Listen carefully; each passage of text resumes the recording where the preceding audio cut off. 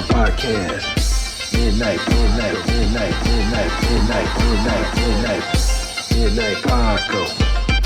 Midnight Paco Podcast. Midnight Paco Podcast. See a trucker, blast a trucker.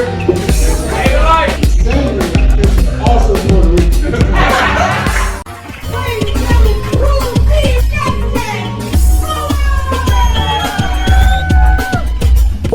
Yo! What's going on, everybody? Welcome to the Midnight Paco Podcast. As always, you can follow me at Justin Fuller Comedy on all platforms. I am the_great_COREE. That's where you can find me, or you can find us both on the Midnight Paco Podcast on Instagram. That's right. This dude got a website. JustinFullerComedy.com. Check it out. As you can see, ladies and gentlemen, we have a fellow comedian, We do. an improv actor, Yes. and a father. Ladies and gentlemen, Trevor Scott. Yeah! Hi everyone, pleasure to meet you guys. Where can they find you? You guys can find me. I'm Trevor Scott. You can find me at my house, but if you want to find me online, look me up on Facebook at Trevor Scott or on all social media. If you just search at Trevor Scott Laughs, I promise you my name pops up across all platforms. There it Trevor is. Scott and his boy. Yeah, what's going on, dog? absolutely. What's up, man? Pleasure to Pleasure, be here, man. guys. Hey, man. This is great. It's like a retrofitted, like you guys renovated an ISIS studio, and Right. this is where we perform now. That's Yep. right. This is it. That's right. This This is is it. where we're at, and this is where I sleep.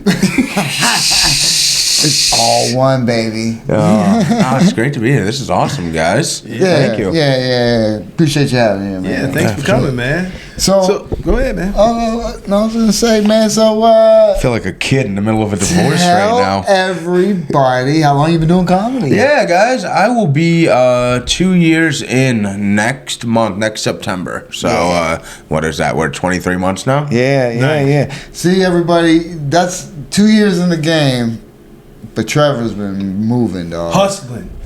You've been moving, man. I'm trying, And man. you're out there, you're doing things, and so we see it, man. And you're cool, you know what I'm saying? You're Yeah. a good guy, you know what I mean? And you're funny, so it's you know, it's all around. All around. Yeah, I mean, I'm Welcome. not a giant piece of, No, you're doing things though. You're, Yeah. you know what I'm saying, and it just shows that this is what you want to do. Yeah, you know what I'm without a saying. doubt. You're serious about comedy. You know what I'm saying. You're working at it. Your stage presence is good. You know, which we'll talk about. You know why it's good. You know what I'm saying. But 2 years in, what made you want to do it? It kind of just goes, like, comedy in general, I don't know. I mean, you grow up, I listened to comedy, but I never had any dreams of doing stand-up growing up. More so anything, I was kind of just at a low point. I was on dialysis. I was waiting for a kidney transplant.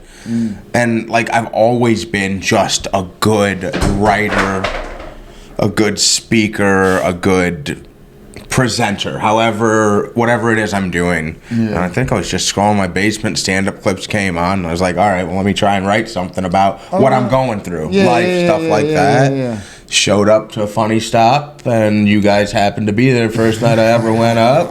It went kind of good, and then, here we are. It was just that niche. I don't know, I guess finding out of a low point. You fall into something not ever expecting to do it, and now it's the only thing I'll ever do for the rest of my life. Right. Yeah. And at what age was this? I was 28, 27, 28, yeah. 27, 28. Yeah. So basically, like, and this is no jab against anybody.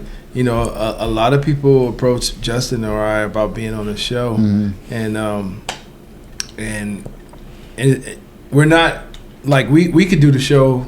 We don't need guests, but the people that we actually have on the show is people that we actually like their comedy. We see what they're doing. We like what you're doing. You hustling, you grinding, and you sort of reminded me of myself.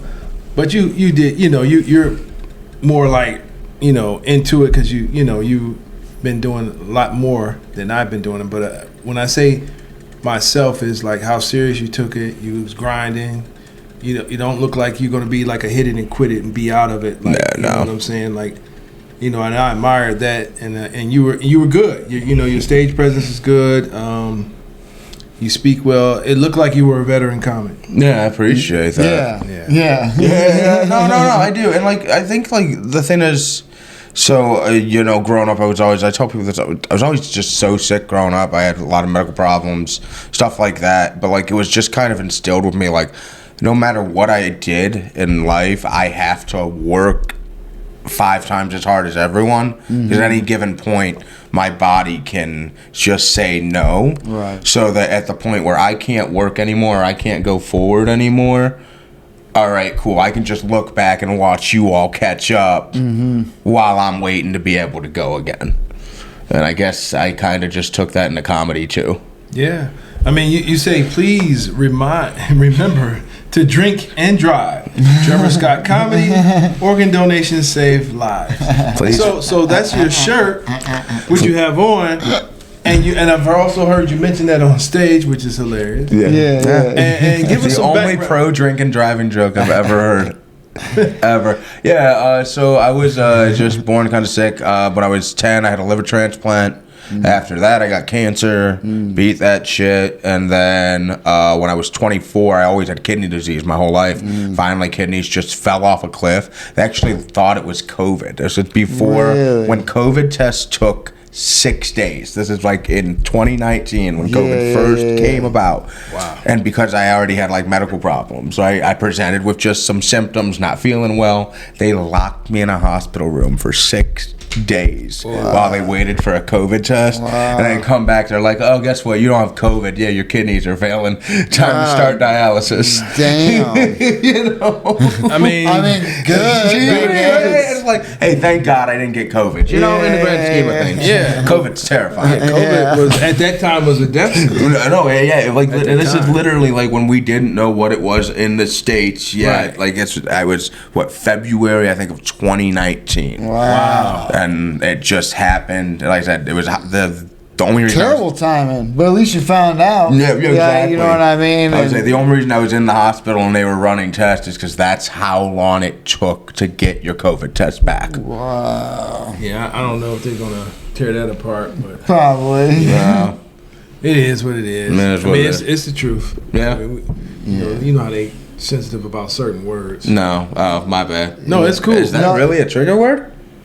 This day and age, who knows these words? Like just the literal name of the disease.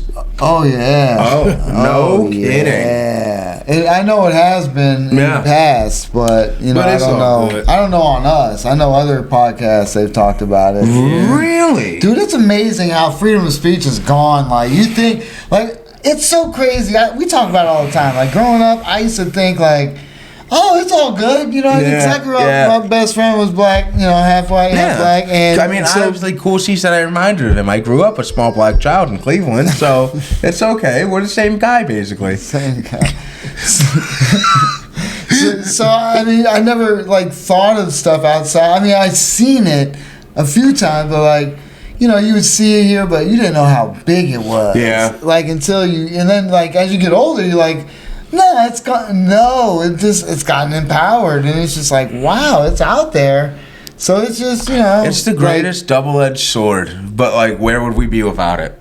It's on freedom of speech. I know. You know, well, like, yeah. I get it, but I mean, I look at it like this: if you don't like it, people don't listen to it. No, that's the way I am. That's how I feel about comedy. You guys have heard my comedy. I'm not everyone's cup of tea. No. I am dark. Yeah. I offend people. Yeah. I do race jokes. Yeah. You know, like but I don't want to be someone. Excuse me. Let me ask you this. Is it easier in comedy to play to the middle, develop your following, and then maybe branch off into what you want to do? We had a conversation last episode about clean comedy. Okay. Because that's where money is, for the most part. Unless you have a way Correct, into the clubs and you got it. You know what I'm saying? But that's where money is. It is. And it's and we were like, and I say ass, you know, and I'm like, is that clean comedy? And I'm like, to me, I guess it sounds like it's not, but they say that shit on TV. But it's like it's all about whose show it is and what they allow and what the line is. Right. There's no universal arbiter. You know what I mean? There's no exactly. I mean, obviously, the best thing to do is just write it without it. But then I talk about a lot of subject material, and I don't swear. But I talk about sex in a way, but I don't swear. It's just, you know, talking about like getting wet watching Aquaman. So it's not filthy, but it's not clean. Technically, the subject material ain't clean. So I would say that that's clean. If you're asking me, that's clean. But like you gotta, have done paid clean shows. Surprisingly, Yeah. I don't change my jokes. I simply don't cuss. You just don't say the F-bomb. Exactly. You don't drop F-bombs, That's it. fucking shit. Okay. That's it. But you say shit or nothing. No. But I don't write with profanity. Yeah, me neither. No, but like You don't say bitch ass kids? Huh? You don't say bitch ass kids? Nope. That was at the funny stop. I get it though. I get it. I get it. No, but like, And that's an ad lib, really. I don't have to say that. That's You know fine. what I mean? But like I'm saying, like even like the cancer jokes or the race jokes or stuff like that. Like I'll still do it in a quote unquote clean set. Right. But I always do like any clean set I've ever done. I've sent a video and they've been like, I mean, quite frankly, if you don't cuss, we don't care. So it's like, all right, so where's the line? Like that's it, you know? It's very iffy. It sucks. There's no universal. I mean, so ideally, you could have a good set worked where you can work anywhere in any environment. Obviously, I like to talk about what I like to talk about, which rides the line, and I like to throw in my little curses because they help. Okay. It's fun, you know what I mean? Yeah, it's fun. but it's you, After right? you say that joke, you know, I do this, bitch ass kid. I mean, it's funny. Yeah. You know what I mean? It adds to the joke. Obviously, you can say little babies or little wussy kids or something like that, but, you know, it doesn't have the same flair. What feels more authentic to you, though? Bitch ass kids. And there you go. That's where the conversation ends for me. Yeah. Like personally, that's where it ends. I don't believe in. I'm gonna do what I find funny and what I genuinely sat down, wrote, thought about, and like laughed at. You know what I mean? Yeah. And whether or not that means somebody super important that's God and can make my career and give me $1 billion doesn't like me. Yeah. I guess that's what it's gonna be. Right. Or it's like, you know, my thing was like when you know it's supposed to be clean.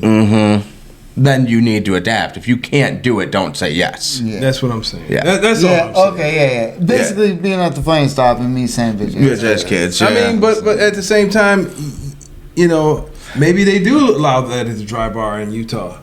Yeah. Yeah, And see, I I don't don't know. Do you know what they allow? Yeah, no. So dry bar will, from my understanding of dry bar specifically, I don't believe you're allowed to use any form of profanity. I think you can use hell, but I might be talking out of my ass.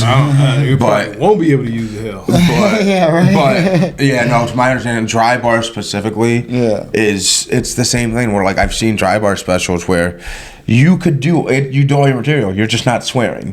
So if we're using dry bar as the universal arbiter, I guess maybe. But it goes back to the whole thing about like what you were saying about. Because I'm not doing churches. No, but like what you were saying about corporate versus clean, or that's where the money is, or how you break. Basically, clean is you get paid more. You know, you get without a doubt. more gigs you have, whatever the case. But Yeah, but I don't know. Like, are you? I just feel that no matter what, authenticity sells, and no matter in what art form, across all industries. Obviously, the preferred way is you find your base. You find people who dig what you say and just rock with you, and you build from there. Because then you just do whatever. You know what I mean? That's how you build it. You know what I'm saying? Just like you said, if somebody's going to say this and that, and because I do this, they don't want me. You create your own path. You know what I'm saying? It's hard to do. It is. And that's the problem. No, it's the hard harder. It's the harder road, but I don't. Yeah. I don't see the other road. Does that make sense? Oh no, I agree. I have no interest. I have no like. How much time do fucking we spend writing anyway? Like, I mean, it's just like, why would I want to try and put effort into stuff that I have to make funny because I don't find it funny. Right. Rather as we're in conversation 3 minutes ago and now I have a bit in my phone and it just came up. You know what I mean? Like it's just that type of shit. That's the beauty of you know, also like hanging with comedians. Without a doubt. Speaking to comedians is because you can get gold from that. I mean, you got a lot of Lone Rangers out here, and I don't see the purpose of that because we need people. Yeah, we need people. And like if you're one, you know, so we were talking earlier, like about pet peeves off camera, like just at a comedy club. You know what my biggest one is? Is the genuine. I see someone in the crowd, right? And like this isn't when I'm on stage or if I'm watching someone and they're doing a set. We all know that, all right, maybe there's a note, maybe there's a stage presence, stuff like that. But when they get off stage, all we do is look them in the eye and say, good set. Like, how does anyone genuinely get better for the audience or for them? And I get people don't want to give notes or it might seem rude, but I mean, if I find I ask, I ask, hey, can I give you what, you know, just what I thought, something like that? Dude, the problem with me is there's tons of times I'll sit there. Sometimes I'll think of a tag, and I'll go to mean to say something to somebody. Yeah. Sometimes they'll leave, or sometimes I'll forget. You know what I mean? And shit like that. But you know, I gave Taryn Pescatelli a fucking tag on a joke. Did you? Did she use it? Probably not. Damn. Look, we gave Justin and I together. We wrote a joke for Von Wesley. Don't kill his bit, but yeah, I can see that. No, we wrote a joke for him, but he didn't do it. He said, I prefer to, you know, do my own jokes. But I'm like, this shit was gold. No. For a Vaughn joke, I'm sure. Go ahead. What was it? I love you, Vaughn Wesley, by the way. Shout out Vaughn Wesley. Vaughn. It was, but it was for him. It was like, dude, it's just for you because we were thinking about it. Yeah, for sure. So I had a friend who had a car. You had to blow in the car, or you had to blow in to start it. Yeah. Man, I hate giving blowjobs. That's a Vaughn Wesley. That's a Vaughn Wesley bit. I had a friend who had a car. He had to blow in to start it. Man, I hate giving blowjobs. It's the perfect Von Wesley joke. Yep, without a doubt. Wesley joke. It was right up his alley. He didn't want it. He like, it's all good. Yeah, see, but that's the thing. Like, I have people like I don't have a problem sitting here and workshopping or tagging a bit or you know what I mean. Like, I mean, most of the time I just think of it because it's in the moment. I hear it and I'm like, oh, it'd be funny if he said this too. You know, and sometimes somebody says the same, not the same thing, but. They keep going with it. And I'm like, good, okay, he paid it off. Yeah, all right, cool. for You know sure. what I'm saying? But if you don't have the Discord, like how many places do you go and it feels like dog eat dog, and I hate that. It does, and I try to because when we're together, it doesn't because we're just there to do our set and have a good time and talk with everybody. So I try to go out every time with the mindset of. I mean, for one, it's open mics when I see everybody. No kidding. For the most part. I mean, even when we're doing shows, we're on shows together. Yeah. So, I mean, it's like you can't do a show by yourself. Yeah. And so basically you're out there, you're doing your sets, you find people you talk with, it's cool. Hey, you want to do a show together? Oh, okay, yeah. I mean, that's what it is. It's not like if I don't do this, he won't. Have, you know what I mean? It's like I don't understand that. No, and that's the whole thing. I don't even understand it. But like that, or even like in a sense of like I'm not gonna help this person actively get better. I'm not gonna help this person tell them that maybe this doesn't work. Because like the reality is like if I'm up there and I have a question about a bit or I don't think I did well or something, the last thing I want is someone to just knuckle bump me and say, "Hey, good set." What I want to do is be like. No, I don't mind if someone comes up to me and says that was fucking rough, dude. Right. I'm a realist. I want to know. You want feedback. Yeah, don't fluff me. Like, just tell me if it was actually funny or not. Well, I mean, okay, so with that, it depends on. You know, I don't mind giving advice to people, but then like you got certain people, like they just think they got it all. Gotcha. Okay. Like some people, you can't tell. Like, Are you talking from a giving advice or from the receiving? both? Okay. Okay, so like you give advice to people and they just think they, because certain people, who can I say? Like, okay, and it's okay, and I could be wrong. Tracksuit, for example. Yeah. He seems like in his mind, he has it all figured out. Nothing you could say to him will, Yeah. who's your Danny? Oh, Nothing yeah. you could say to him. That's the guy with the accordion. Yeah. I'm saying names because I don't care. Okay. Accordion. And funny, I don't know if you're funny stuff. Oh Who's your yeah. Danny with the accordion? I saw him. Yeah. Yeah, he did. Well, I he saw him. started to listen because I'm like, look, you run time. You're up there cussing. You know what I'm saying? Like, So he stopped cussing and he that's was under time. But Yeah, that's he- also the problem. Like, there's no established rules. Like, people say it's clean comedy, right? It's 5 minutes. All right. Is someone at the sound booth at 5 minutes? Your mic's cut, dog. I mean, If you cuss, cut the mic. I mean, Like, he was enforcing. yeah. Hell yeah. When I'm hosting- when he was when I'm hosting, when he hosted, he got it. That's what you should do. when I host, I mean, and I made enemies that You way. made enemies that way, But I don't care. It's the rules, man. I mean, Like- plus R.I.P. Pete. You held Without a doubt. down. You held down the rules. To what 5 they minutes were. clean. Yeah, you held down the rules to what they were, man. No, That's what it was. Ain't no worries to that. I always make that when I'm hosting. I say, look, we're gonna keep the tradition of Peter alive. This is 5 minutes clean. I let them know, and like you run your time. I say, if you see me approaching the stage, that means that your time is up. Yeah. And if Yeah. and I was joking to say I'm gonna tackle your ass off the stage, but some people look at me and they keep going. I'm like, one dude, I told him to stop cursing and. He said, "Peace not here, and I'm having fun. So fuck you, cool. See, that's what he said, right? yeah. Guess what happened? Get off? No, his mic got cut. Yeah. Oh, fuck me? Yeah. Okay. That's what needs to happen. Like, that's something. It's like, I don't know. There's just, it kind of goes back to that where, like, you'll have certain people give you advice, and it's just like, you have to be able to filter good and bad and know who it's coming Yeah. from. Yeah, you have to yeah. understand who you're dealing with, but, Right. like, I don't know. At the end of the day, I just want to know, like, all right, was it as funny as I thought it sounded when I said it on stage Yeah. or not? Yeah. You know? When you said know who it's coming from, do you mean you're not going to take any comedy advice from unfunny comics? Is that what you mean? No, not at all. Okay. Not at all. Unfunny comics give great advice. They do, because sometimes they'll say some shit and I'm just like, that's so bad, but I can make it good. You said unfunny comics give great advice. Yeah, sometimes. Because it's the shit, they'll point out something that you think so stupid that you'll just remind yourself, oh, never to do that. What do you feel about like? People that bad though. No. No, because you know I why mean- they're not? Because they got on stage. Yeah, it's like how are some They people? got on stage, dude. I mean, there's people out there that aren't the best, but they're trying to figure it out. No, there's bad comedy. I mean, There's yeah, bad comedy. Definitely. I personally Anyone think throw any balls at the crowd lately? No. It was when I started over at Funny Stuff. The girl would just bean balls every week she came. She just threw stuff at people.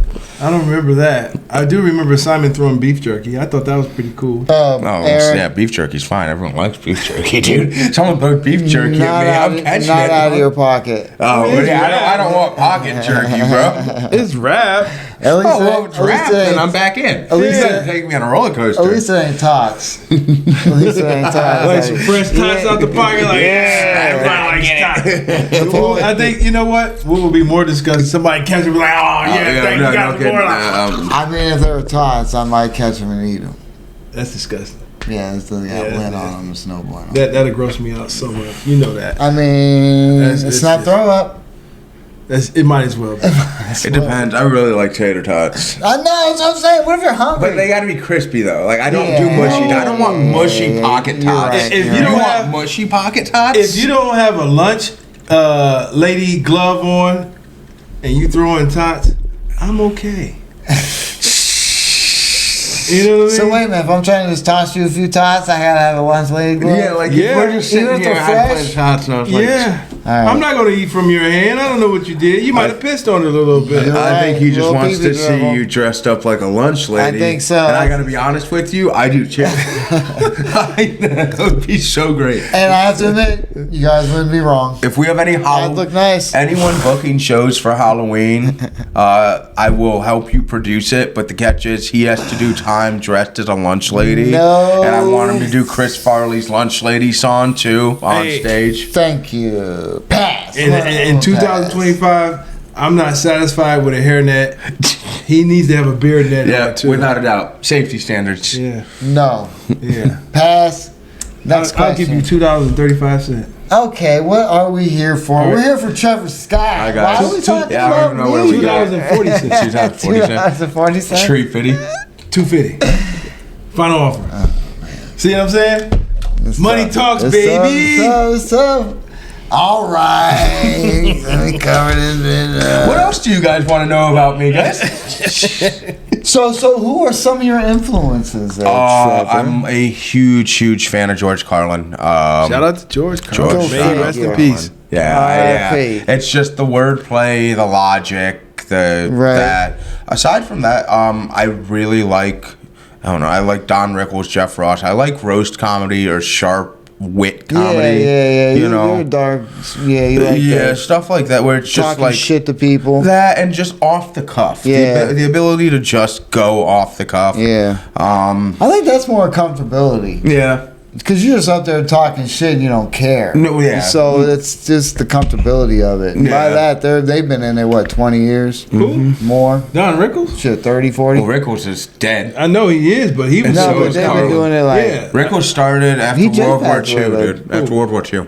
Rickles? Don Rickles? Didn't he just pass? No, he's been dead. on for a while. But Really? you know what? Looking back at Don Rickles, I gotta be honest. I'm a fan of the same thing. I'm a fan of comedy, but it's just like like even with today's comedy, some people are very distasteful when it comes to like race shit. It's just like Yeah, no, and Rickles was. yeah, it was just some of his shit was distasteful. I mean, I did like some of his stuff, but like even today, like a lot of these young people, they get up and say these bits, and it's like, what the? It's not even funny. You're just No. being racially mean. It's Yeah, like there's no, and that's like at the very least, I will say like, anything I try and do, at least I can try and justify to myself that like it's all in service of the joke, or I've set a premise to say it. Whether or not people get mad at the actual joke, I can do nothing about. But I don't feel like I'm just doing it for shock value. But it's exactly that. You see, like I say, like there's quite a few like.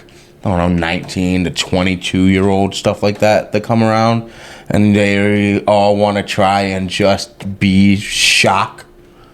I know what you're saying. I probably even know who you're talking about. But it's just like just make sure it's funny. I got thick skin, but it just make sure it's funny. Yeah. And I would like to say that I'm living proof that you can have a wonderful set and not even mention race at all. Right. I mean, I think my sets go. I think I do okay. Yeah, I do too. And I don't even mention it. No. Not at one time. Yeah. No, Like, dude, I tell him all the time, his set is like, it's made for like damn near TV. Yeah. Like you could go on TV with your set. Without a doubt. You know what I mean? It's You go do clean. your 90 seconds it's on entertainment. You just can't put your stomach up on that ass on TV. Yeah. Hey, they got the budget for wide frame cameras. Chill out now. No, just as far as the content, like that's actually like riding the line of sex. Yeah, yeah. And that's about as. Would that be considered PG-13? Maybe. Which one? My joke would put my stomach on the ass. Yeah, no, that. See, to me, that's fucking PG. That ain't shit. I agree. I mean, it's- because you it's- just sub the word. You know what I mean? Yeah. That's it. If you sub the word, it's PG. You say ass, it's not. Or you can say up on the back or some shit. I don't know Yeah, either literally. way, but But it's still talking about sex. Doesn't matter. like the sex itself is not violate clean comedy. It's all about presenting. No one wants to hear, at least from what I understand, no one wants to hear, oh, I was all up inside her smelly tuna fish pussy. Like, you know what I mean? Nobody No one wants to hear that anyway. But you want to say, man, I walked by her and I thought I was watching Shark Week. That's clean. That is a clean joke. I don't care what you say. Right. That is a clean joke, but it's still the same thing as she's got a smelly pussy. Yeah. It's not any different. Yeah. That's a good lesson right there, folks. You hear that shit? That's a great comparison. That's a great lesson. It's you can do sex and still work quote unquote clean. I walked by and heard under the sea. Yeah, right. Under the sea. Yeah. What the fuck? Yeah, like I said, you know, when we first, like, okay, so this is the first. I'm going to see. Hit me.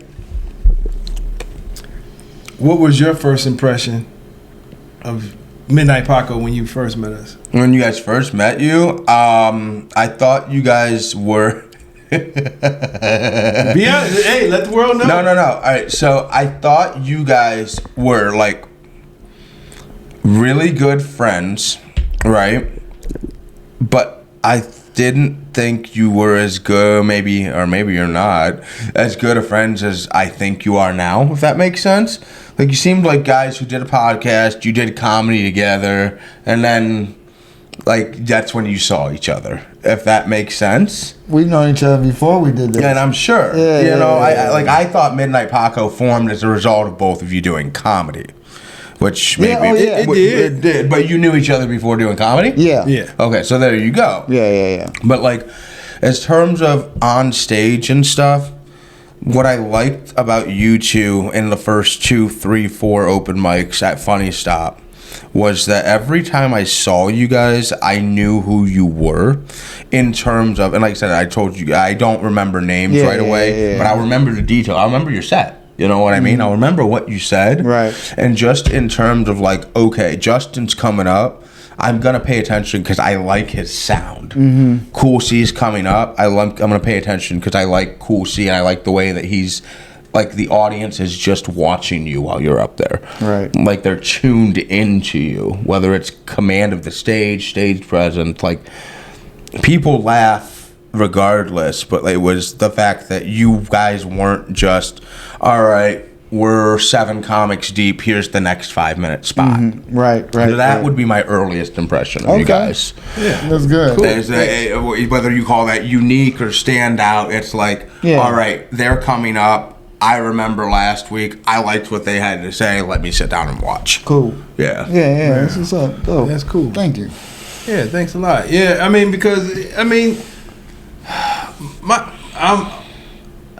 I wish I was one of those high energy people that's like, my goal is to get like roars from beginning to end. You know what you remind me of? Who's that? Is and not even like a person specifically, but you remind me like in the terms when you like you're going through your set. Mm-hmm. You remind me of someone who comes from, I would call it like a creative writing or a storytelling background. In terms of, it seems like everything you're saying on stage, from the inflection in your voice, and whether it's just you've told the joke a lot or not, but the inflection in your voice, the body movement, all of it is subconsciously designed to keep the audience on the ride with you. I hope so. I'll be trying. No. But it's not. And like I said, I don't think it's like something that maybe you're even naturally striving for. I think your natural state is just people are watching and listening to you. And they're not hearing the guy at the table next to you. Who's drunk and talking to his wife. Mm-hmm. And I think that's unique. Cool, man. Thank you, man. I try to, because I personally I think hip hop and comedy runs parallel. Mm-hmm. So whatever KRS-One, if he's giving a talk about what an MC should do, I'm listening, and I'm doing the same thing lightweight on stage. For example, he said something like, people always get up on the mic, his first thing they say is, I'm so-and-so and I'm this and that. He's like, no, nobody cares who you are. Don't go up there and rock it first.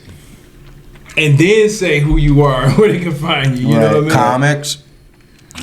You have 5 minutes at an open mic. Right. You have 5 minutes. 5. The only reason there's a host at that show is to ask the audience how they're doing and turn them into a crowd.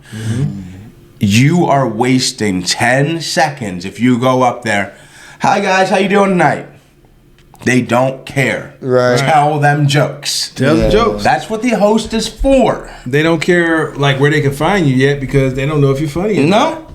Save it for the end if you absolutely have to do it. But to me, that's still just 4 seconds you wasted where you could have told another joke. Yeah. But mine are stories, not so much. So if I don't have so many seconds, it's a wrap. I mean, also you guys though, like you guys have. I feel like you guys have to plug.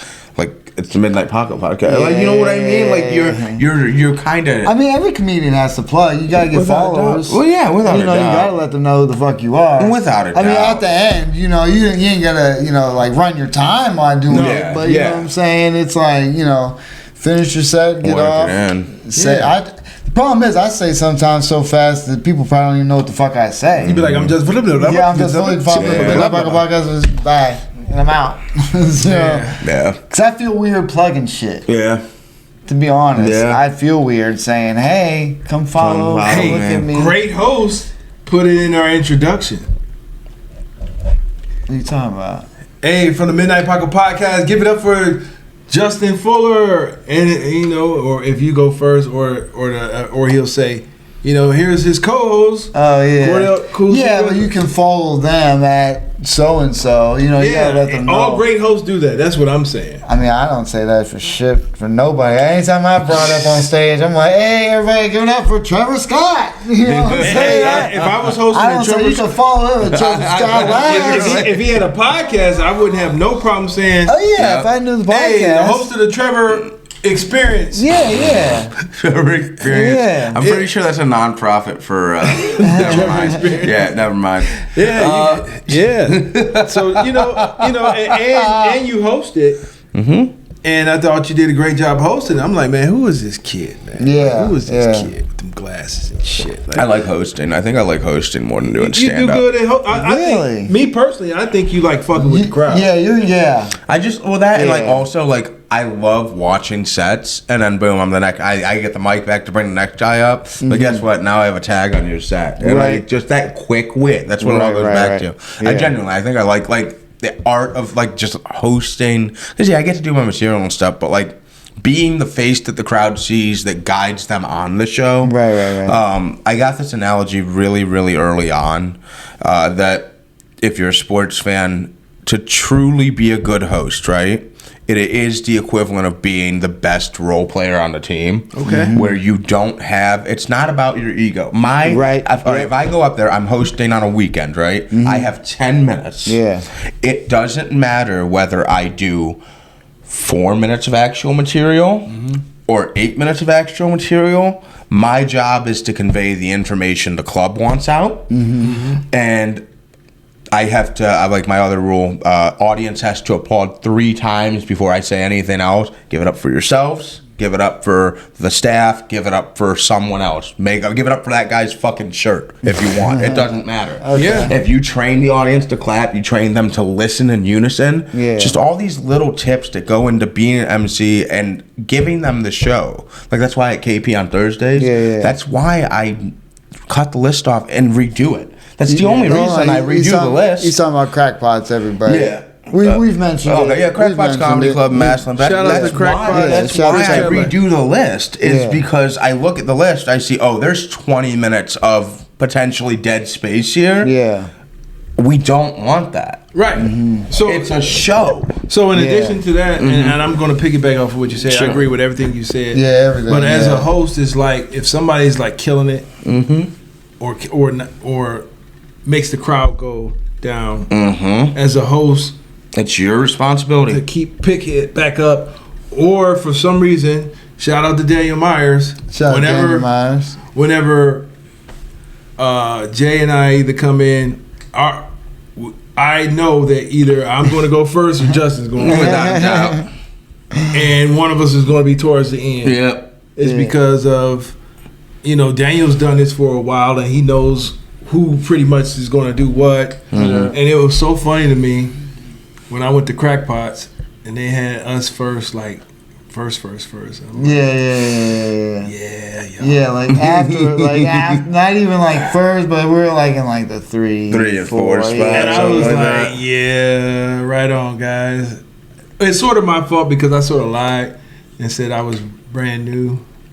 But I was just joking. Everybody knew. That must have been before me. No, everybody knew except for Ryan. Yeah, you didn't do it. Yeah. That must have been before me. Yeah, I bet you guys are funny stuff for everyone over there. Yeah, no, you didn't put us No, you didn't put us like that. It was like anybody knew or here. KC, I was like, or KC. no, it wasn't. Yeah. But it was like, it was funny because it was like, okay. Y'all got it. All right. Hey, I mean, you I did had it, no right? problems Yeah, doing my you- set there, but what else? You got me and then Justin and somebody else that shouldn't have been the first 3 is like Probably G-Dubs, someone like that. no. I think it was Eric. Yeah. Was it Simon? No, it wasn't Simon. I think it was Patrick. Was Dober there? Was Dober up in there? Yeah, no, but it wasn't that day. Oh, I don't wasn't think it? no. Yeah, it wasn't that day. Because I mean, and I'm not saying. Please don't take it the wrong way when I say this, but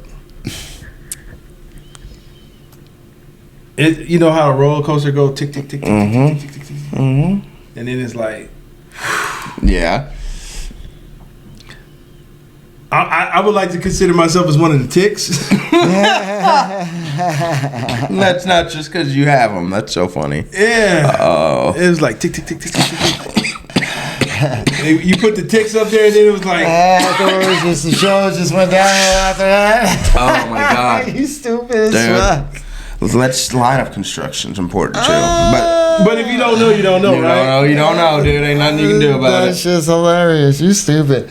No, I mean, look, I know. Usually, like you said, we're like, if not starting the show, we're in, towards the end, mid. Know, we're on a sweet spot. You know what I mean, people know. I mean, not only that, I think we're entertaining, man. I think the way I agree. at this point where we're at, I think we're just like entertaining. I know I go off the rails Another thing sometimes, that I noticed, that Trevor. I mean, because you and I, we pride ourselves on it, and you never seen us like, what else we got? On a phone or a notepad. Never. Even at open mic. I don't do it. I refuse to. Yeah. I refuse to. That's another fundamental thing with me. Like, music, name any genre, right? Music, comedy, hip hop, movies. For me, like for music, give me a guitar and a fucking good written song. It's all about writing. Right. And I understand people have memorization issues, but at the end of the day, if you are bold enough to get up there on that stage and say it with your chest, and you wrote it, remember it. If you only go 2 minutes because you don't have notes, make them a good fucking 2 minutes, then remember minute number 3. Exactly. Yeah. It's not that hard. Or just try and do something else or talk to the crowd and then work on. I mean, look, it sucks. Nobody wants to bomb on an open mic. No. Nobody wants to bomb, period. No, it's not period, but it's fun. But at the same time, you got to try shit. You got to try shit. And at the same time, most of the time, if you think about it and go over it, you'll realize, maybe that isn't. Exactly. And you'll change it. Yep. You know what I'm saying? Like, Or once you say it on stage and you take pride in your work and you record your sets, either audio and visual. Yeah. I think You that's listen back. I think that's the biggest thing that hurts people trying to come up more than anything is lack of genuine self-awareness. Oh, yeah. Lack of genuine, I have 5 tight minutes. I have 7 tight minutes. Or just knowing like, okay, maybe this bit doesn't work that way, but what if I do try and play around with it and find the right combination of words? So basically what you're saying is like, you watch your set and you have, you should be conscious of what you're doing up there. Go up there with a purpose. Yeah. Many people got many different meanings or reason why they do comedy. So that's why, I watch and observe before I even give advice. But like, for example, you were saying like, do you have a tight 5 minutes? And what that means, a tight 5 minutes is, that tight 5 minutes is good. And to get a tight 5 minutes, and a lot of people don't know, you might have to do that same 5 minutes over and over again. That's if you are trying to do comedy, write 5 minutes, and then the next 4 times I see you, I don't want to hear a new joke unless an old joke was that bad and you've replaced it. Yeah. Even literally, like I get you want to write and write and write. And there's nothing wrong with writing. There are jokes that are in the data bank that no one's heard, and there's nothing wrong with that. Yeah. But what you're actively working to present on stage, it doesn't get tight unless you work that same thing. I'm still working shit. I wrote the first time I fucking started doing comedy. Same.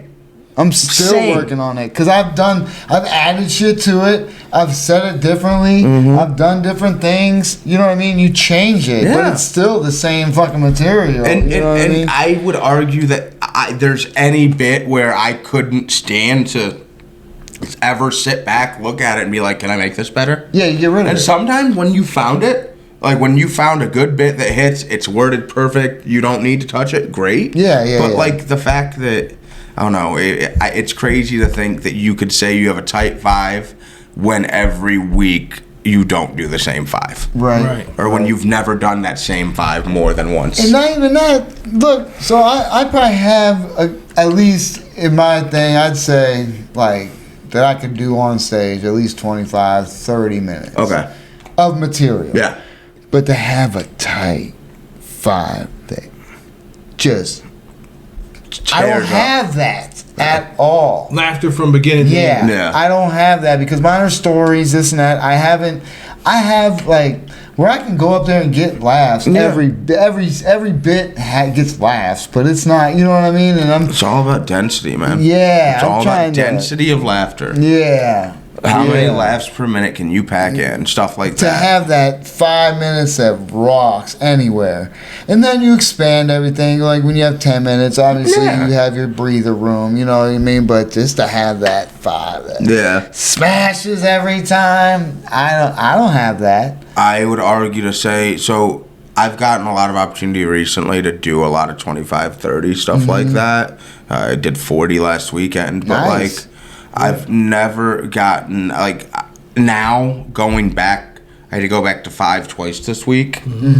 And while I ran my best 5, somewhere in the last month or 2, I've lost the tight 5.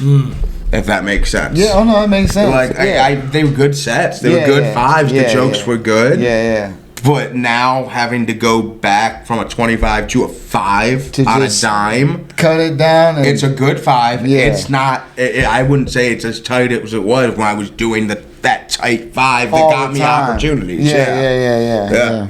It's just constant we work. are our worst critics. Yeah. To be honest. Without I'm really bad at it. I'm really bad. I am. You know, I could probably watch it and be like, "Damn, Trevor, you really gotten better with that. I've seen it." And I've been told that too. Like, you know, I heard you do it that material before, but tonight you really nailed it. And it comes from like recording and watching your sets, and sometimes you're just loose, dog. Sometimes you can be loose. Sometimes you don't give a fuck. But I'm gonna tell you. See, me personally, I'm working on different things. I got to work up here first. Because big time. If I'm on a show, I know this is about me. I'm trying to get better. If I'm on a show and I feel like it wasn't promoted good, and it's like not enough people there, it throws me off. I'm working on it. Yeah, no, I get it. It's in my head. I'm like, this some bullshit. That doesn't throw me. That part, like, that wouldn't throw me. For me, I've always, when I felt confident, I've bombed. And that's every time 10 out of 10. And it's literally, I don't know if it's because I have anxiety and depression and on meds and stuff for years, like for that stuff, but like if I literally don't feel a visceral pit in my stomach, I'm always 3 minutes before showtime, then I bomb. Oh wow! I bomb. I don't know what that feeling is. I'm always just nervous. The pit in my we all get it, but it goes away as soon as you call our name. As soon as you call the name, but like the times, genuinely, every time I can remember, I bombed a lot. Every time I can remember where it was one of those bombs that you're driving home and you're questioning what the fuck am I doing with my life? Oh, that's every day. Those bombs for me that stand out to me all I vividly remember just not having the butterflies, not being nervous. Every single time that it was a major. Involved? I know, I don't drink on stage. Was it when? So say, were you like flying high? Like, yeah, I'm good. I'm rocking it. Not every single time. Okay. But yes, majority. Majority, yeah. Okay. I come off a real good high and it's time to humble, you know? You approach it too cocky. Different crowds are different crowds. Do you do you know what I'm saying? Like what I've learned to do, and it took a minute. Sure. I look at the audience. And sometimes I'll be like, okay, I'm going to do this set, this set, this set, this set.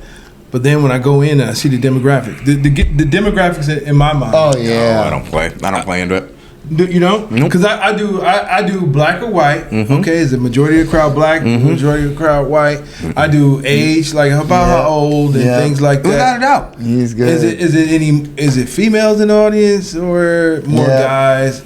That's what I do. I look at and then I watch. If I'm not first, I normally request to go. But do you like some jokes better than the others? That's why I don't. If I do, but that's the problem. Tailor my set, I'm not gonna be as funny. I don't care. It goes back to what we were talking about earlier. But the problem I don't care if I'm in a black room and I do my black jokes and I bomb. I don't care. Yeah, but am I gonna get shot? Fuck, I don't care. I beat cancer. I've had 2 organ transplants. What the fuck's a bullet gonna do? I don't give a shit. It hurts. Trust me. It hurts. Trust me. Oh, I'm sure. I felt it. I'm sure, man. I believe you. But like at the end of the day, it's like you're either gonna like what I say or you're not. So I don't pay it in mind, man. I don't. Well, and so many comics do. I ride with that a little bit. I'm full send. Hold on, huh? I ride with you at least 98%. That's fair. Let me ride with that.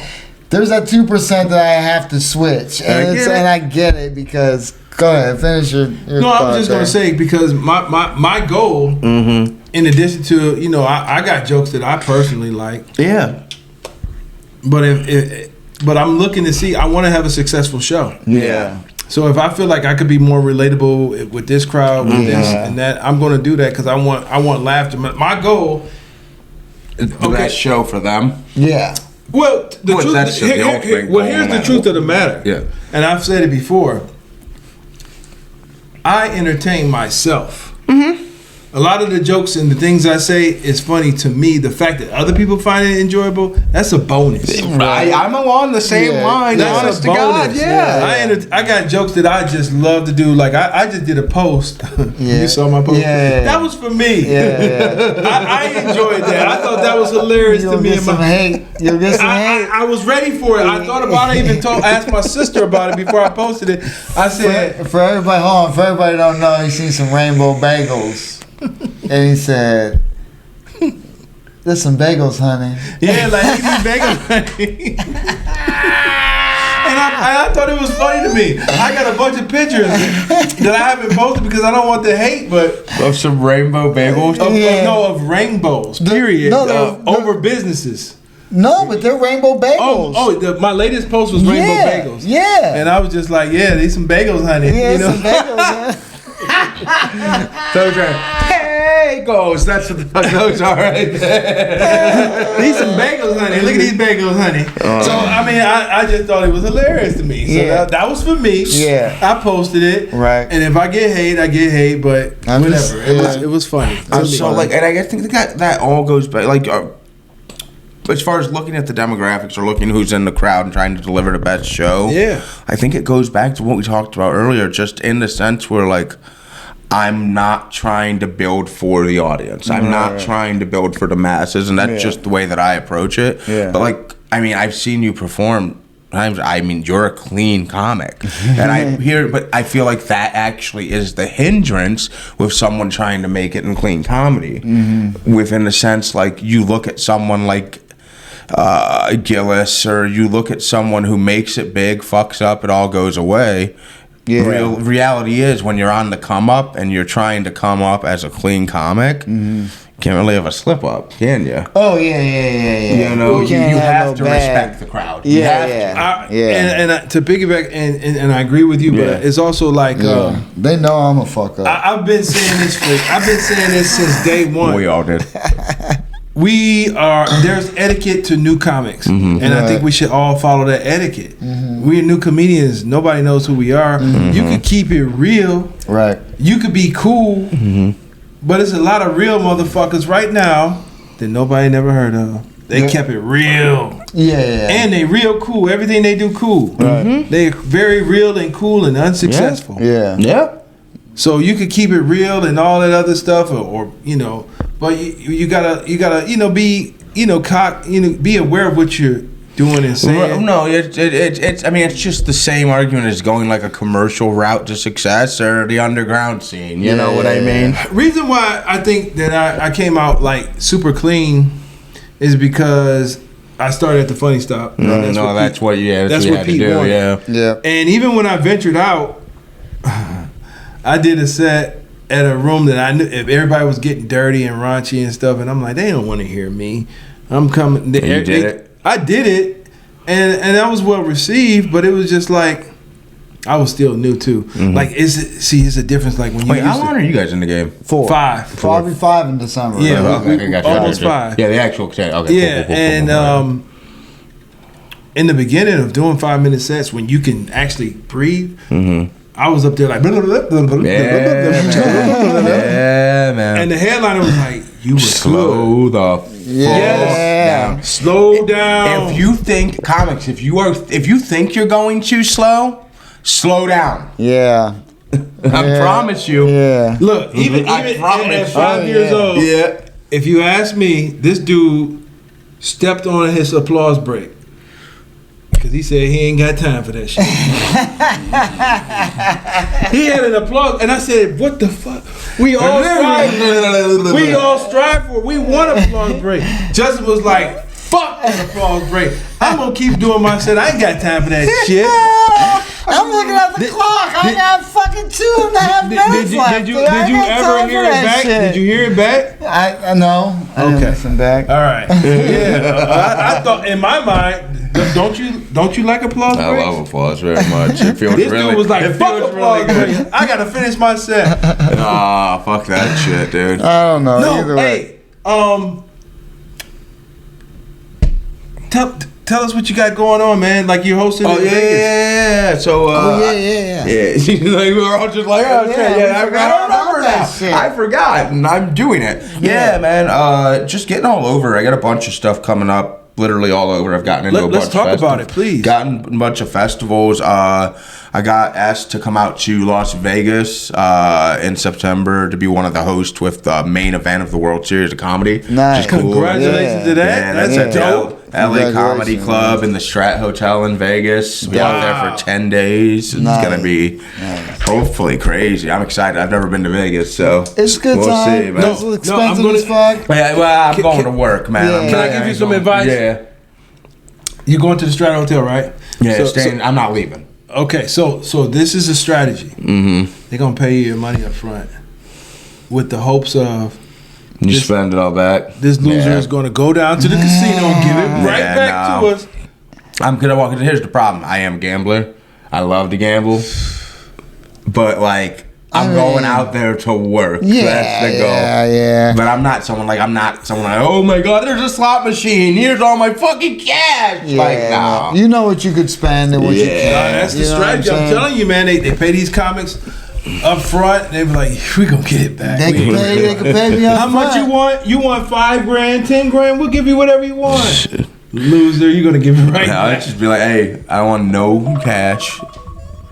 Just give me all my food for free. Yeah, for a week. right. Oh, bro, yeah, because that's going to be that's like my biggest worry is I'm going to go hungry by day. I'm there for 10 days. Damn, yeah. 10 that's days. Going to be a lot of money. So, yeah, I'm sorry to cut you off, but tell me, you got the World Series of Comedy. The World Series of Comedy, I just got into the Northeastern Pennsylvania Festival, which is coming up in October. That's up in the Poconos Mountains. I think that's what's up there, Pennsylvania. Nice. Yeah. It's cool. And I just headlined last week. Don't be in the brothel. Yeah. And I just headlined last week at Pottopia. It was a music festival, and they did comedy there, too. Nice. That was up in Michigan. Were they smoking pot? It was a giant weed festival, yeah. It was an experience. Okay. All right. Yeah, it was.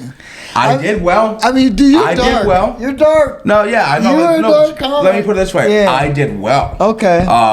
It was maybe not the smoothest experience of my life as a whole, just Okay. maybe from a production standpoint. Oh, okay. Wow. Alright. But like it was fun. Met some great people. Cool. Stuff like that. Yeah. Did my time. Crowd liked me. Sold some shirts. Nice. Always Nice. important. Support local comedy, please. Support, yes, sir. Come out to a show. Buy shirts. Buy stickers. Buy and magnets. mics. Apparently, you got to buy cool. See a new microphone. This is broke. And support the word. Organ donation, guys. It's super important. You know, I used to be an organ donor. Did you? What happened? I got nervous, man. Like if, I don't like blame if they're you. like on the edge, and you're like, we may need this shit. We really need Let it. it go. They don't need your kidney that bad. Conspiracy theories. you know, Yeah, it I fucks get with it. you. I get it. I used to, you know. I may have to get back on the train Yeah, because I no. was almost close. Just to giving remember, them up, baby. all organ donors out there, drink up, drive home. Don't be selfish. All right. Take. What the? Yeah, Trevor, you're doing your thing, man. You're going full speed ahead. Like, if you could wave a reality magic wand, what will Trevor Scott be doing right now? Like at the top of the game. Well, reality magic wand. Not saying that you're gonna grow wings and do flight like a bat and be able to hold your drink and drink, but it's like a I'll reality. fucking slap you and throw you out this bitch like a bat. But Never mind. Never go ahead. but if you could It's do another story. a reality magic wand. Reality magic wand. What would Trevor Scott be doing right now? Would you be writing would you star in your own sitcom? Would you be writing for Saturday No. Night Live? I want to be. It'd be one of two things. I mean, traditional, literally Thursday through Sunday, get on a plane, go headline a club, come home, and that's all I have to do. Right. But like I said, I think really like long term, I think I'd really love to do like a late night or something like that, man. I love talking to people. Talk show? Instead of Conan O'Brien, Travis Scott. Yeah. Trevor Scott. Yeah, I didn't go to Harvard like I Conan, mean, it's the other ginger though. You gotta yeah, replace man. his But like, ass. look, I mean, like, just talking to people, understanding what makes them tick. And like, I wouldn't want to do. That'd be the one thing. Like, if I got to a position like that and it was network, I never would, because I wouldn't want to do cheesy entertainment even for money. Right, like, right. I'd want to do more genuinely, like something like this. Just sit down, shoot the shit, enjoy it. Well, you can. Yeah, I know. It's called a podcast. Yeah. I know. No, but it would Just But on a throwing it grander, out there. I'm talking like on a grander get it. scale. I get like, it. yeah, like just do it on TV. And yeah, you have the entertainment. Like, I still want to do like actors, comics, celebrities, musicians. Right, let them right. do their plugs and Yeah, stuff. yeah. I don't want to play blackjack with a giant hand and slap him across the face. Yeah. You know. Yeah. get it. Like it being over with. Exactly. Real quick, cameras, you know what I mean? Yeah, just like instead of like what was your parents' divorce like? You know, Yeah. kind of like you ever seen Between Two Ferns with Zach Galifianakis? Right, You ever right, seen right. his talk show on YouTube? No, but you want to talk about things that's Whatever not the you want. obvious. Like that's not like Yeah, exactly. I don't No, like. I I know get it. you're here to plug a movie. Yeah. But like, all right, Yeah. who are you? Yeah. right. You know, that's Right. it. You know, I Yeah. get it. I get it. Yeah. And that's sort of the beauty of like a podcast, because like maybe I try to stick to a somewhat of a structured script, Right. Because this is your first time. Yeah, without This is a your doubt. first time, and for the world to see you. Yeah, without a doubt. And Hi, world. and If you guys know who my dad is, let me know. Damn. but I saw you got viewers in New Zealand. That's his last known location. So let me know. shout out to New Zealand. Yeah, what's up, New Zealand? Yeah, but the reason why I'm saying that is because, like, all that other stuff is great, but maybe the second go around they can get in depth if they wanted to get to know like the basics. They can watch the first Right. episode, but this is I felt like this was for them to know what you do and who you are. Yeah. And I'm gonna tell you who he is in my eyes. He's a fucking hustler, is what he is. Yeah, He's a hustler. He's grinding in the comedy scene. He's only been doing it for 2 years, and that's why he's here. That's right. For all the comics that that have approached me, about being on the show. It's not that I don't like you. It's not, but I'm just saying, like, yeah, that's not the case. I think I asked him within a month. I think I was like, hey, yo, you guys ever want to, just saying I'd love to do that sometime. But like I told them before, like, it's just something when you're coming up in this game, there's not many people who, like, and hell, I don't know if you guys are just the world's greatest bullshitters or presenters, man. But like coming on here just feels like, all right, 2 years ago, if I would have seen those guys that I saw at my first 3 and 4 open mic, always repping their podcast shirts, everyone seems to hang around them and like them and talk about their podcast and stuff.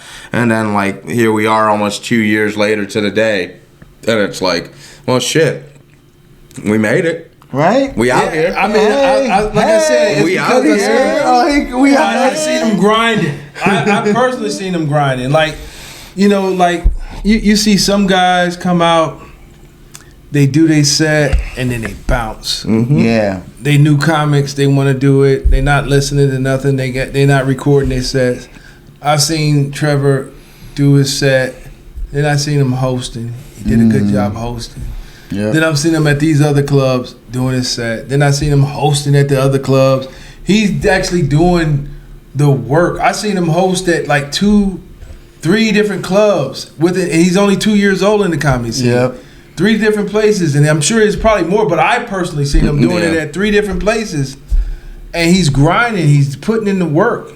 He's doing the work. He's doing the comedy. He's networking. He's being personable. He's not. Well, he did do his set and bounce one time. No, man. No one's going to remember you if you ain't there, dude. Well, like I remember he did his set and bounce, and I asked him about it, and he told me he had something else to do. I did. I did. But that's neither here nor there. That was just some. hey, for every other week. All right, good, Nana. But that's Corey stuff right there. Yeah, because people sometimes just want to get in there and get out. I get it, you know what I mean? But it's like especially if it's somebody new, and we sitting there, we're like, Well, in all fairness, what are you trying to learn? Because you can see, even if you see bad comedy, you can see what not to do. What not to do, what not to say, how not to stand, how not to twerk. Yeah. How not to mess with the cord like I used to. Right. I think a big part of it too is like,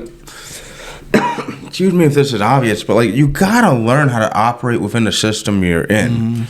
You're ignorant to assume that if I'm at Funny Stop on a Wednesday, it's going to operate the same place as Crackpots on a Thursday. It's going to operate the same way out at Funny Farm on a Friday. I'm going to go out to Fort Wayne Saturday. That's going to operate the same way. You got to know how, like, if you're ignorant of the place you're in and the way you're supposed to act while you're in that specific place, like, learn how to get noticed by the people. Like, don't play the system. Play the person of the place you're at. It's just... learn how they work, adapt to them, keep your name fresh in their mind, and things happen. So that's a Corey approach. It is. That's not a bad way. You handling it. Good job. But okay, and I'm gonna let in some behind the scenes underground shit. Yeah. Like, all right. Like when I asked Trevor what happened, like you left, like on your set, like what the fuck's going on? He probably had no idea, like that I'm like gauging him, like. Trying to see like no clue. Yeah, at that point in time, no, I had no clue. I was just like, dude, you left. Like, what the fuck happened? Like, but I'm asking because I wanted to know. Like, okay, like I've been watching. You in or you out? Yeah, like what you doing, dude? You want to know?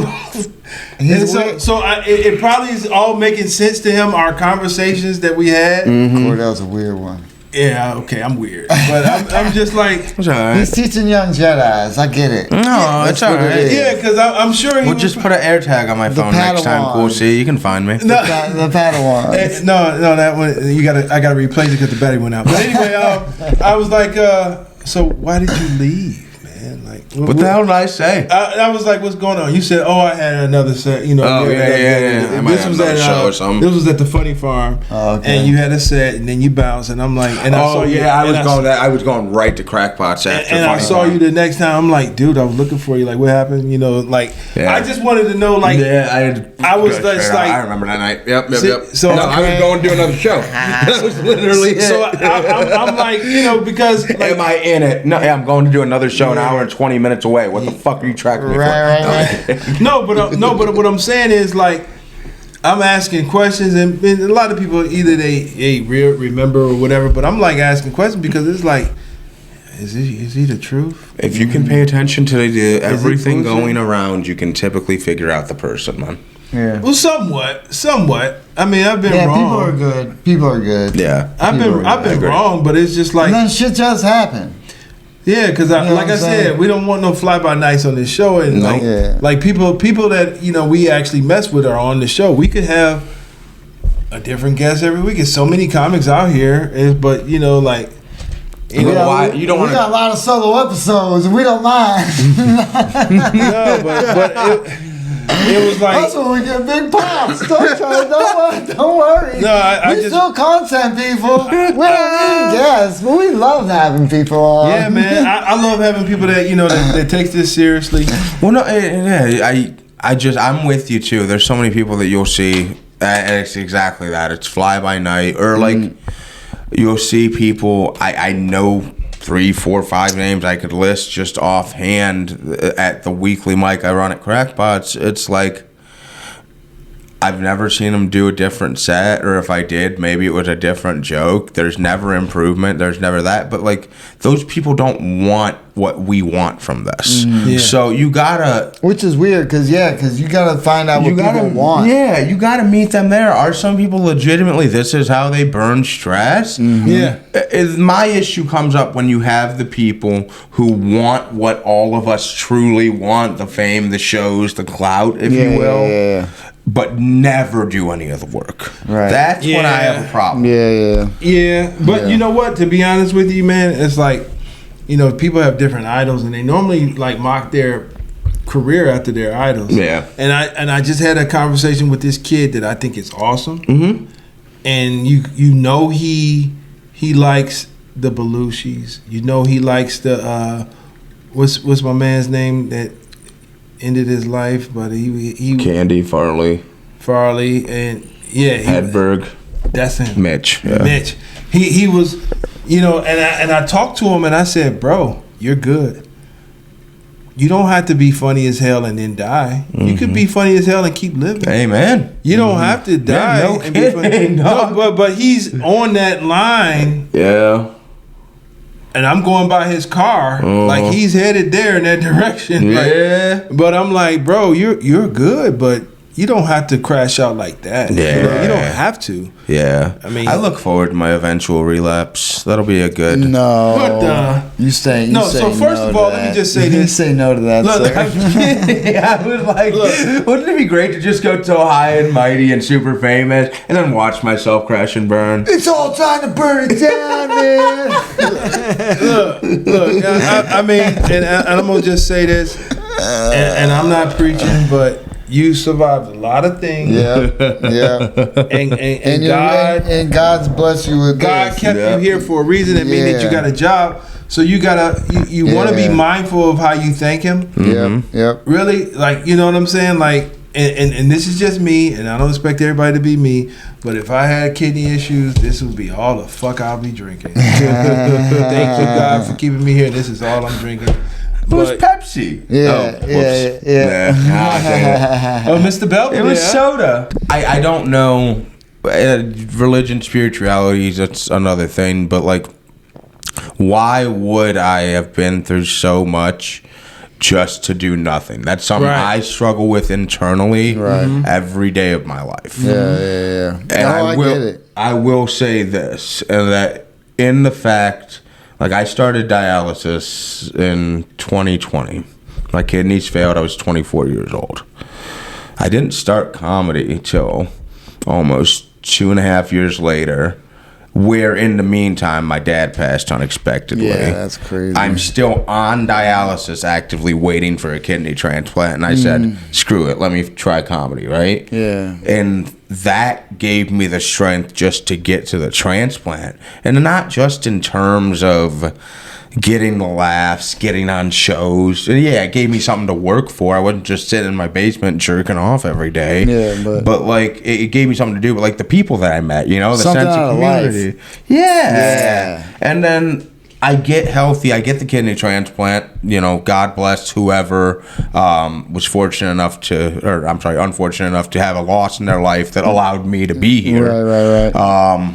But then you're at this crossroads again where it's like, all right, I still have to get treatment and assistance and stuff like that. So do I go back to a normal 9-to-5 job that I'm qualified to do where I can make a good living and provide for myself?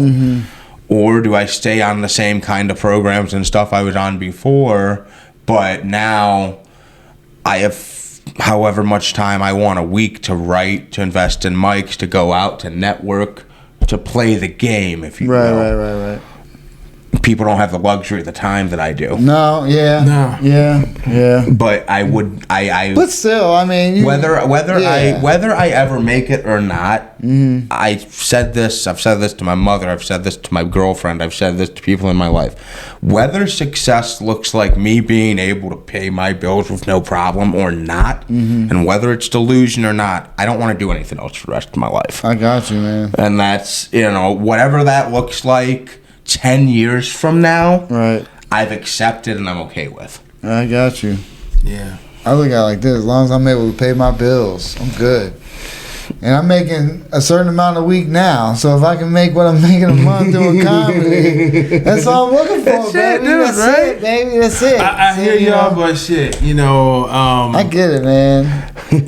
He wants everything. He wants everything. That's the bougie side of the table. He's like, I need the Subway store in my house. I want Shamu. I want to be the first person to have that's a Shamu. my river ducking. You know what I mean? Like, look, you come visit me, you gonna hear a splash every 5 minutes. You gonna be like, what the fuck is that? Oh, you want to know what it is? Let me show you what it is. It's fucking Shamu. How crappy would that be just to get rich enough to buy Shamu? You get in the bathtub with him, and it's a killer whale. Yeah. Like you're dead. You're dead. You're fucking dead. But I can do it. Yeah. I got Shamu and dolphins and shit. Shamu and dolphins. I'm gonna smile like him. What is the one exotic animal? One exotic animal. If you could truly own one and you don't have to worry about any repercussions of it harming you. I would say if it killing you. No, you don't have to do any repercussions at all. Like that way, you still have to provide for it and take care of it, but it won't harm you. Oh God. Well, so it would be like maybe a lion or a gorilla. I'm a gorilla. I'm gorilla. I'm Shamu and gorilla because I have both because what was that movie called Zookeeper with Kevin James? Oh yeah, Zookeeper. Yeah. You know what? These listen. If you're about to say Zookeeper was a great movie, we're gonna have some problems because no, I didn't think it was a great movie, but I did like the fact that he had the gorilla at Applebee's or something or Fridays or something. And not to say that Justin reminds me of a gorilla or an ape or anything. I'm hairy as fuck. No, but it do remind me of him when the gorilla was looking at the menu and staring, trying to figure out what the hell it said. What he wanted, and he was like, "I'll just have 38 oranges," or some shit like that. That's what Justin does every time we go out. He's looking at the menu, he's staring at the menu, and I'm looking at him like, "Why the fuck you got the menu? You're gonna order the same fucking thing." And does he? All the time. And he'll stare at the menu for like 10 minutes, and he'll be like, "I'll have this chicken sandwich." I'm like, "Motherfucker, we could have been ordered. You knew you was going to get a chicken sandwich. What the fuck?" He's staring at the menu. He go and get his readers. He put them on and he's staring at the menu for like 10 minutes. Man, there's options. And I'm looking at him like, why the fuck you looking at the menu? You gotta look at all the options and then you gotta go to the fallback, baby, and then you gotta see which one's available. They got a cheddar fucking chicken sandwich, they got cheddar bacon, they got a motherfucking Hawaiian, they got a motherfucking avocado. So that's on one page. That's all on one page. They got different types. I get it, but like, can't you just, if you're ultimately like, So is there ever an instance where it's not going to be some form of chicken sandwich? It's a club. Yeah, because it Then depends. stop looking at the other shit and just go straight to the chicken sandwich section. I gotta look at what that they at least got. cuts 3 minutes out. Depending on where we're at, I gotta see what kind of wings they got. But most of the time, I don't get wings because they don't know how to cook them right. Then I look and see if they got Italian combo of some sort. You know what I'm saying? Because I like Italian combos; they're legit. And then I go for the fallback as a chicken sandwich. And then I gotta see what kind of chicken sandwich. Like I said, there's options. You're the same kind of kid that only ate Dino chicken nuggets and Kraft mac and cheese as a kid. Pretty close. And ramen that's- noodles. and that's Ramen why they have noodles, baby. Cane's. Ramen noodles. Cane's is for those kids. Chicken No, fingers hey, and chicken we fingers ain't having and that debate. fries. I think I saw that on a prior episode. Chicken fingers and fries. No, I think I saw. you like Cane's, I don't you? think I saw. I don't remember who it was. I think both of y'all might have disrespected Cane's. Yeah, See? but I think both of y'all he likes disrespected Cane's. Cane's. He likes Cane's. He's born in 95. He likes Cane's. Cane's is fucking King. delicious. Fuck Fuck you. It's not better than Popeyes. It's not better than Bojangles. Everything else come at me with It's Cane's chicken chicken fingers and Fuck fries. you. Chicken fingers are delicious, dog. Chicken fingers are like. Look, You're the same kind of I dude. rest You're the my same kind of case. dude who wants like, oh, you're looking at a plate full of chicken. Someone cooked you some fried chicken, right? Or you at the bucket of KFC. You're a dude who digs in and gets that big fat fucking breast that's all mushy and shit and feels like your grandmama's titty after a mammogram. No, that's not it. You get a crispy drumstick? I pulled up in that bitch to get a chicken sandwich, and they offered a chicken finger sandwich. see, Cane's is for the generation of this guy right here. And millennials, dude. It's You can chicken get a chicken fingers. finger sandwich or some chicken fingers. That's it. I don't want chicken fingers on a sandwich, but also I don't need bread everywhere I go. I get it. I understand the top of your head looks like the flat loaf of an Italian fucking roll like there. So But good, It hearty is. and nice and tasty. it is delicious. It's delicious. But fucking I get it. Chicken fingers and fries. They shouldn't have called their it Raising sauce. Cane's. Do you not like the sauce? The sauce is awesome. The sauce is fucking But phenomenal. the chicken dude. fingers without the sauce, Get them extra crispy. Just That's call all I it- can. just call That's it- my only advice. Get it well done. Just call it chicken fingers and fries. Get it Why well you done. call it Raising Cane's? Chicken fingers and fries. It's after the dog. Which dog? You didn't know that? That's the name of what's named after. What dog? The owner's dog. His name's Kane. Motherfucker. Cain and Abel. But anyway, Chicken fingers and fries. fingers and fries. You know what? But you got a rider right here. So I'm just saying. He's a millennial though. You said it. Listen, Yeah, I I said am it. a You said it. millennial, but listen, said I it. understand they made a whole point. It's for my generation, which is fine. So, members of the millennial generation, what I want you to do right They now. don't even offer tater tots. It's just fried. if it was tater No tots, just rock. options. These guys would eat raw dog tater tots if you threw them at them. They'll eat them. If they're crispy, Or I'm not eating mushy tater tots. No. What I want you guys all to do, all the millennials Crispy. that come across this, that listen, that watch, first and foremost, what you're going to do, you're going to like, you're going to comment, you're going to subscribe for these guys. Because that's going to help them out, which in Yes. turn Thank you. will help me out. yes. And it's a big community. We're all going to eat. That should be the goal. If they're eating, I'm eating. We're all eating. Thanks. That's how it goes. But after you do all the nice stuff for them, I need you guys to just spam them with why Cane's is delicious. And what we're going to do, I want you to tag Cane's in this. Guys, I'm a traveling comedian. Cane's, I endorse your food. I travel all over. I'd love to eat at your restaurants for free. And I promise you, if you take me up on this offer, I will make both these guys take a giant bath in cane sauce. All right. Thank you, Cane's. This is my plug for sponsorship. They already both verbally agreed. They said your sauce was awesome. The sauce is awesome. So It's let's not do this, so bad. Cane's. Let's do this, Cane's. It's almost like a generic. Justin, shut up. I'm trying to get a deal here. Yes, it is. Let's do it, man. Let's do it, Cane's. I'll take a bath. We'll start a new challenge for instead of like the ice bucket challenge, we're gonna do the cane sauce challenge. Cane sauce. And I feel like that one fittingly should be for like diabetes or childhood obesity, but cane sauce challenge to fight childhood obesity. Let's get it done. Shout Daniel Myers. Shout out to Daniel Myers. Hey, on that note, where can they find you at, Jay? Everybody, you can follow me at Justin Fuller Comedy on all platforms. I am the_great_CORE. That's where you can find me, or you can find us both at the Midnight Paco Podcast. That's right. This dude has a website. JustinFullerComedy.com. Check it out. And Trevor, where can they find you? All across social media, YouTube, everything, at Trevor Scott Laughs. Hey, That's what I'm we would talking like to thank everybody for tuning in. Please check this guy out. Yeah. Follow him. He's funny as hell. Yes, he is. Great in the room. Thanks for tuning in to the Thanks Midnight for Paco having me, guys. Podcast, man. Appreciate Good you, shit, brother. man. Hell yeah, man. Yeah, It was a great dog. time. Great time. See you out next week. Woo-woo. Peace out. Midnight Paco. Midnight Paco Podcast. Midnight Paco. Midnight Paco Podcast. Midnight Paco. Midnight Paco Podcast.